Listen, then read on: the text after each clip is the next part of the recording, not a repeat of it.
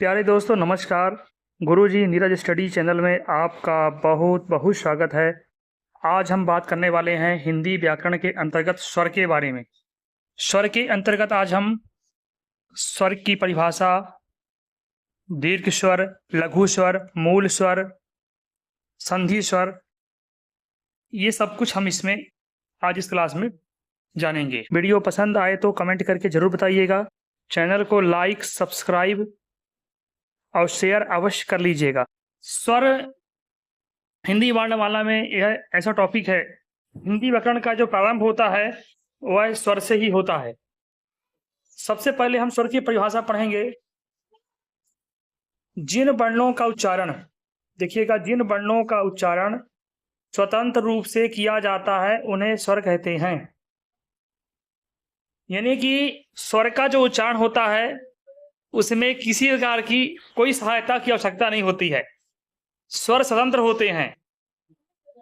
जबकि व्यंजनों को सहयोग की आवश्यकता होती है, बिना स्वर के व्यंजन नहीं चल सकता, लेकिन स्वर स्वतंत्र होते हैं, इसलिए ये इनकी अपनी विशेष पहचान है। जिन वर्णों के उच्चारण में निर्बाध रूप से वायु मुख से बाहर निकलती है उन्हें स्वर कहते हैं। स्वर जैसे, अब देखिएगा, आ, जब आ बोलते हैं तो जब वायु निकलती है आ के बाद कोई ध्वनि नहीं सुनाई पड़ती, सिर्फ आ ही है। इससे सिद्ध होता है कि ये स्वतंत्र है। इसकी स्वतंत्रता यहीं पे आप समझ लीजिए। इसके बाद का जब बोलेंगे, अब ये का क्या है साथियों? व्यंजन। का जब बोलते हैं तो का के बाद आप बोलिएगा का, तो का के बाद बाद में स्वर सुनाई पड़ता है। तो व्यंजन को बिना स्वर के चल ही नहीं सकता, लेकिन स्वर जो होते हैं वह स्वतंत्र होते हैं। क्या होते हैं? स्वतंत्र होते हैं।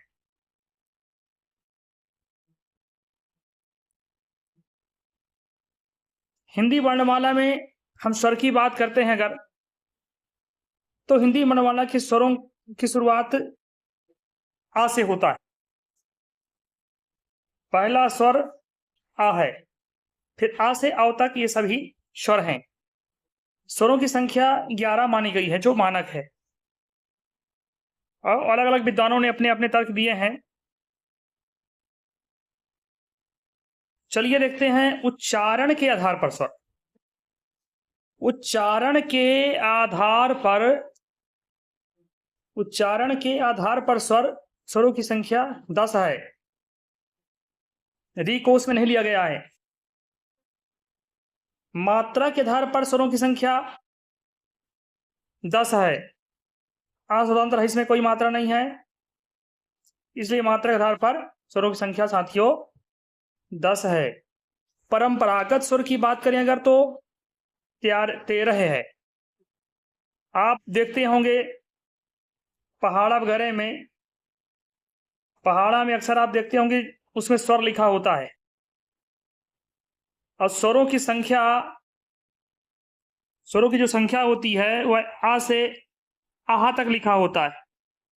जबकि हम बताएं आपको आ और आहा तो स्वर है ही नहीं, इसलिए वो परंपरागत तरीके को फॉलो करते हैं, इसलिए उसमें 13 संख्या दी होती है, पर 13 है नहीं, इसमें मानक जो है 11 ही है। चलिए आगे बढ़ते हैं। अपभ्रंश में स्वर देखते हैं। अपभ्रंश में स्वरों की संख्या 8 है। अब यहां पे स्वर के भेद देखते हैं। पंडित कामता प्रसाद गुरु जी के अनुसार स्वर के भेद हैं, मूल स्वर, 2 भेद हैं, मूल स्वर और, तो पहले मूल स्वर को देखते हैं। मूल स्वर और दूसरा संधि स्वर, 2 स्वर हैं, मूल स्वर और संधि स्वर। तो मूल स्वर हैं अ, ई, उ, री, और संधि स्वर हैं दीर्घ स्वर और लघु स्वर। दीर्घ स्वर आ, ई, उ। चलिए आगे देखते हैं संयुक्त स्वर। संधि जो होता है, संधि का मतलब जोड़ होता है। यहाँ पे टॉपिक स्वर चल रहा है, संधि का मतलब जोड़ से है। जोड़ चाहे वर्ण में हो, शब्द में हो, वाक्य में हो या अक्षर में हो। यहाँ पे हम स्वर पढ़ रहे हैं, इसलिए वर्णों के बीच जो जोड़ है, स्वरों के बीच, जैसे आ है, अब आपके सामने जोड़ की बात हुई, ये आ।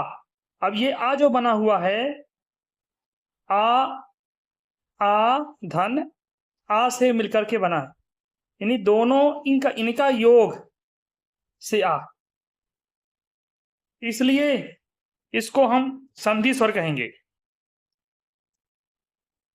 चलिए संयुक्त स्वर की बात करते हैं साथियों। संयुक्त स्वर 3 हैं, ए, आए, आओ। इसके बाद मूल स्वर की बात करेंगे। मूल स्वर क्या है? जो स्वर किसी अन्य स्वर की सहायता से नहीं बने हैं, उन्हें मूल स्वर कहते हैं। जो किसी अन्य स्वर की सहायता से नहीं बने, तो ए, आए, आओ, मतलब जो स्वर किसी अन्य स्वर की सहायता से नहीं बने हैं, उन्हें मूल स्वर कहते हैं। जैसे मूल स्वर है आ, ई, उ, री, ये स्वतंत्र है, यानी कि आ अपने आप में, ई, उ, री, ये परंपरागत बहुत पहले से है, लेकिन ये किसी और स्वर से नहीं बने हैं, अपने आप स्वतंत्र है।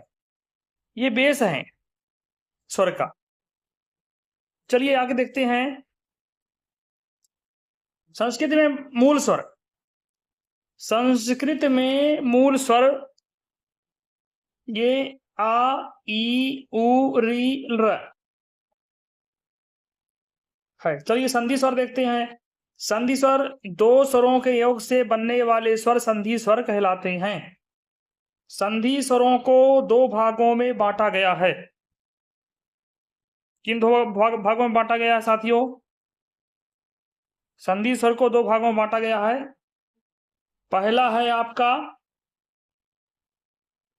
दीर्घ स्वर।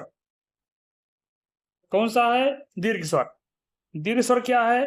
2 समान स्वर के मिलने से बनने वाले स्वर दीर्घ स्वर कहलाते हैं। इसका उदाहरण है आपके सामने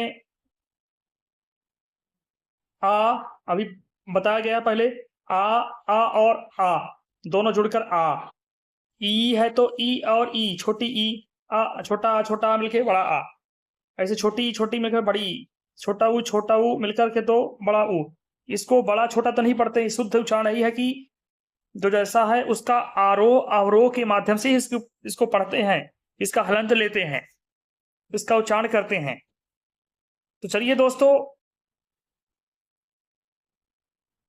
आज का हमारा यह टॉपिक स्वरों के संबंध में था।